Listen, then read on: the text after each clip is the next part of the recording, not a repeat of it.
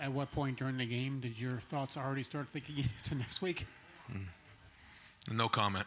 Yeah, I can't get into that. I mean, it's, I would just say, though, that our team did a great job of staying focused this week. Not easy to do for anybody, but we did. We stayed in the moment and, played well. But, the minute we get into that locker room, it's on to the next week. Over here to the right, Clay Hall, WSYX, and then Tim May.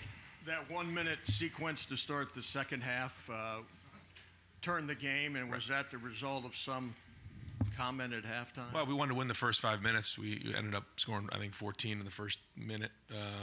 Touchdown, turnover, touchdown. It's something that we talked about all year, is coming out in the second half and playing well.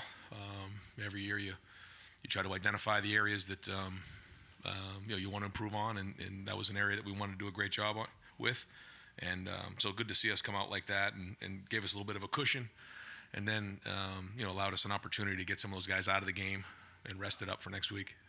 Cameron T. Robinson, The Athletic. Ryan, in the last 2 weeks, you guys have nearly put up 1,000 total yards. Just what have you learned about Kyle the last 2 weeks that you think will benefit him going into? Yeah, no, you can see him when he's on rhythm and making some big time reads down the field. I thought he threw some good balls today, and when he's playing situational football and his feet are in rhythm like that, you can see. I mean, we got the weapons and he's got the talent. So, it's all been a build up towards this week to go swing as hard as we can and play our tails off.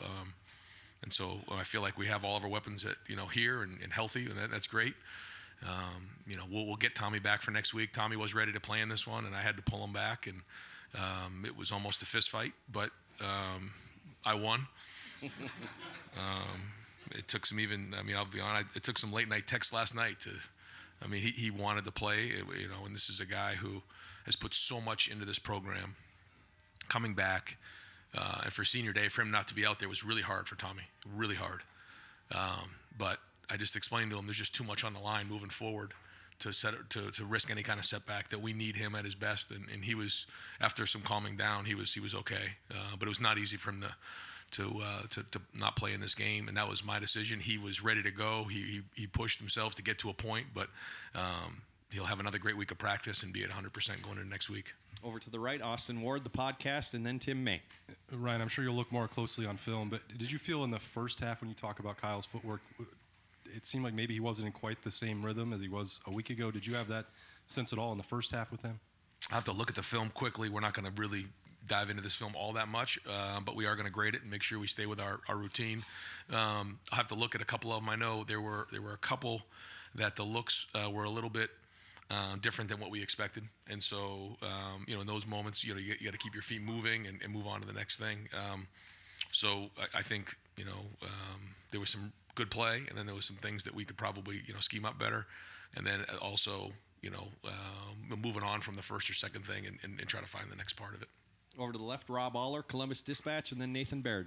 Ron, what's the challenge of the fine line between playing guys and taking them out so they don't get injured? And were you swallowing hard at the end of the first half when Kyle drops back and gets hit there and kind of gets up slowly? It's you got to thread that needle. You do, and ultimately we have to win every game. So that's the number one goal. But you can't do anything anything less than 100%.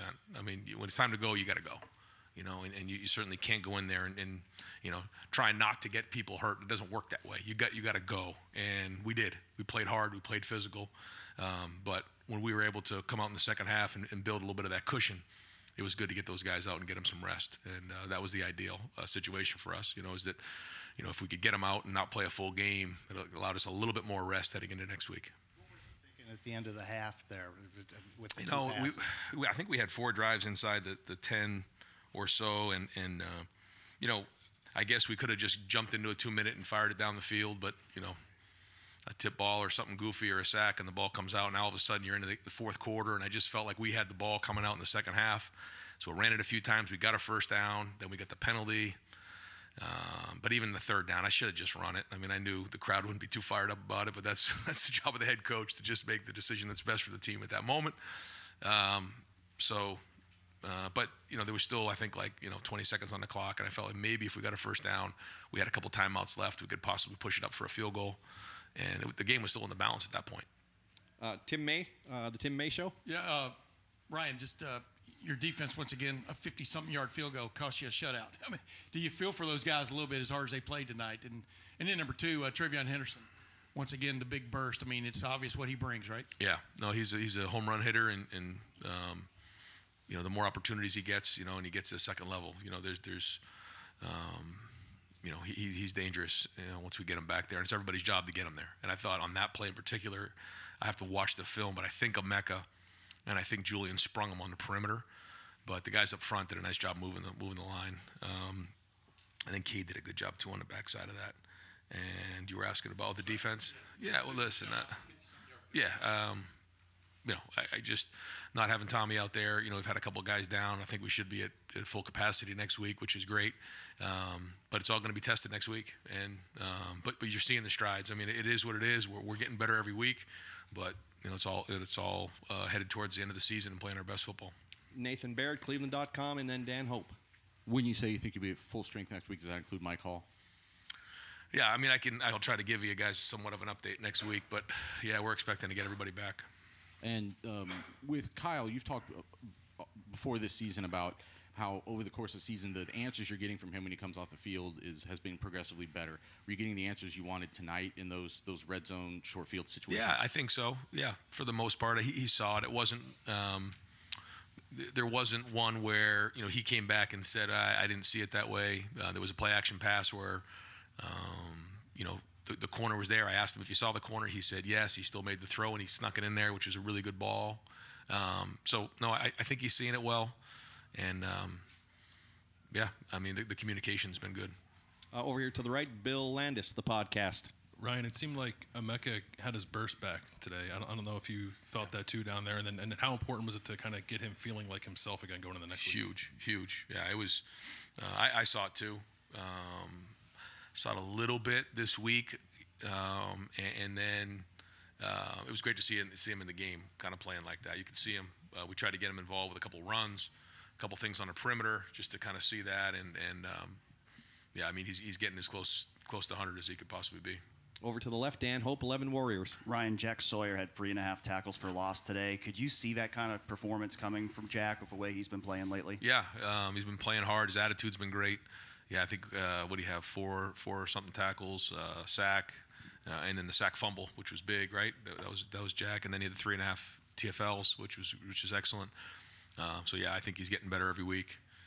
Good news is best football's ahead of him. But another guy who just keeps putting time in, man. He just keeps putting days together. He keeps preparing, keeps grinding. Just like a bunch of those guys on defense. And that all we're counting on to pay off here down the stretch. All right, we're going to take just a few more questions for Coach, but in the meantime, I've got Jack Sawyer here. I'm going to move him to the far back table to the left. So if everybody at the tables could clear off there, those are for the student athletes. Jack, if you don't mind going to the far left.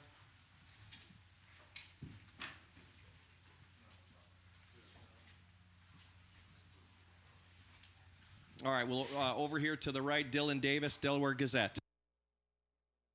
To play Dallin today and burn one of those games he has left. Yeah, so he had 2 left, and so that's it. So, and then he's got next week. So, was there any part of it where you just wanted to get him some run out there to keep him fresh in case you would need him tomorrow or next week or down the stretch? Yeah, we felt like we wanted to get him in the game a little bit because it's been he hasn't played a ton this year, and I thought, like you said, going into next week or moving forward, it'd be good to get him some carries. I don't know how many he ended up with. Yeah, 8 carries. That's pretty good. 4.2 yards a carry. Thought he ran good when he was in there. Can he play the big pass? Can he play past the Big Ten championship game? In fact, going to the college football playoff? Yeah, the way that it's been done in the past is that you get 4 games and then you have postseason. Yeah. Okay, we're going to go 2 more questions for Coach Stephen Means, Cleveland.com. Ryan, as you had asked earlier, Emeka looked a little bit better today. Obviously, Marvin's been Marvin all year. The way Trevion is running, the way Kyle's progressing. Is this offense 11 games into the season where you want it to be heading into next week? Yeah, I mean, yeah, we're here. We're here now. And is there always things we want to get better at? Absolutely. But I think you're seeing the identity that we're looking for. I think you're seeing the run, you're seeing the pass, you're seeing the explosiveness, and that's what we want. And so we're 11 games in, time to go play. Spencer Holbrook, Letterman Row. Ryan, you talk all the time about how everything falls back on the head coach, just at everything level of the program. Next week means everything to the program. Is it easier to stay focused on the days ahead when you have the guys that you just credited staying locked in on the days ahead and not trying to get ahead of themselves? How much easier does that make it for you to stay?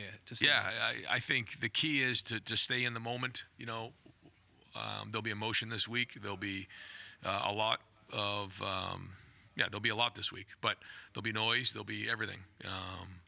What we have to do is we have to do a great job of preparing. We can't do anything different. We have to continue to stay with our routine and then focus on maximizing every minute of this week. And then noon on Saturday is going to come. That's not going to come any faster by us, doing something else. So we need a great week of preparation. And then, we're all in this thing together. We are. I love this team. We've been working hard to get to this point. And so we need a great week of preparation. And then we get on that bus and we head to Ann Arbor. And one final question for Coach Rob Aller, Columbus Dispatch. Yeah, I don't know your game day schedule, but did you watch any of the Maryland-Michigan game? Did you catch any of that, and what'd you think? I might have. Yeah, I might have. When you have time, you're always watching the other games, and certainly that one was on. Great. Coach, thank you very much. Okay.